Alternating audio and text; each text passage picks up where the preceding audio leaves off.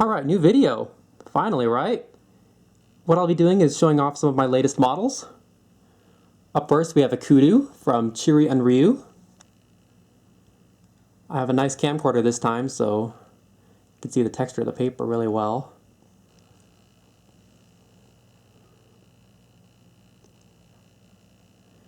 To the side of him, we have a giraffe.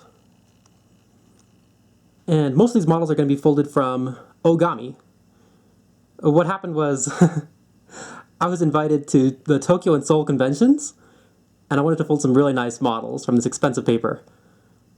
I had a wonderful time, went with my sister. I mean, the people there were super kind, super generous, and the cities were so clean. Anyway, here's the head. I tried to get lots of detail on the hooves. There's a dinosaur in front of him. Alright. Right in front of him, Paraceratherium.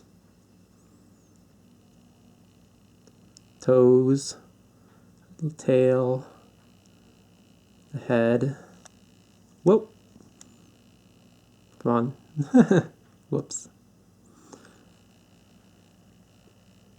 Just like that. Alright. Right here is a Brachiosaurus. A small change from the last time you've seen one. The closed belly and longer tail. This guy's folded from a paper that's very much like Tant. And I purchased it in Tokyo. It's really nice. It's a little bit thinner. It folds really well. I would zoom in on this head, except it always blurs. Right here, a wolf. This is a guy I taught in class. So he's actually a much older model, and then I modified it slightly, just refining it to diagram. Alright, over here, the Western Dragon V3. This is the one I do I do have those diagrams available publicly. So you can find them. You search on Google or any other search engine. And the head's a little bit different this time, but it's still from the same crease pattern. You can just pull out some layers here and there. Should be doable. He has a Stegosaurus spiked tail, like that. To the side of him, a Giganotosaurus. Oh yeah, and behind him, that's the Zonoid Dragon V2. I folded a V3, and he's currently on exhibition in the US, along with my Guyver model. I wanted to show the Zonoid Dragon because he wasn't in the last video. Anyway,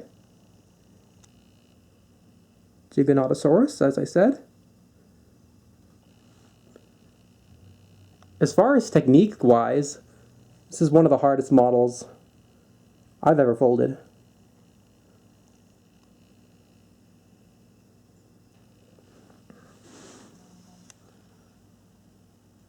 Whoop.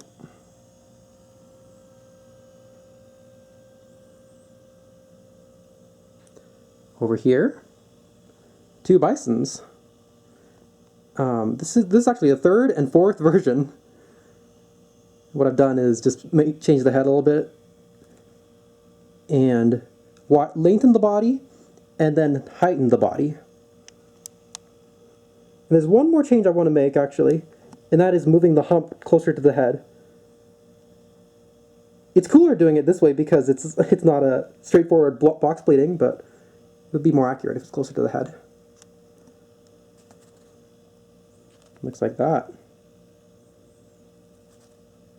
This is folded from Korean Hanji, and the other one's Origami.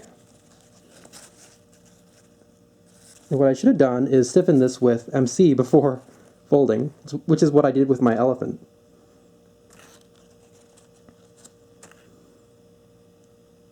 Speaking of, my two latest designs. An Asian elephant from traditional origami paper, and an African elephant.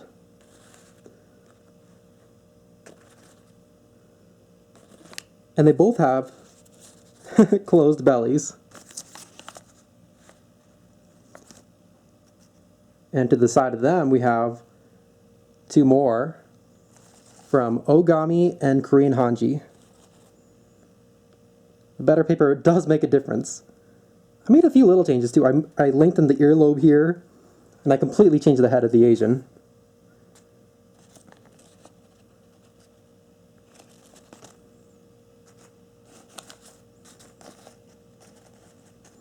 It's like that. I like the eyes of the Asian elephant. Okay, that's about it. Oh, actually, I'll zoom out first. It doesn't zoom out as far as the other one. Over here, we have two Totoros. And what I'll be doing is I'll make a video tutorial, or if I can't figure that out, I'll make diagrams available to all. It's probably 45 minutes to an hour to fold. Not super difficult, but not insanely easy either. And then, over here, what a horrible angle, we have just the base of the giraffe, for example. There's the actual giraffe. And I just made the head consume a little bit more paper, so the neck's a tad shorter and the head's a tad larger. We'll see how that goes. Folding it from Korean Hanji. That's about it. Thanks, guys.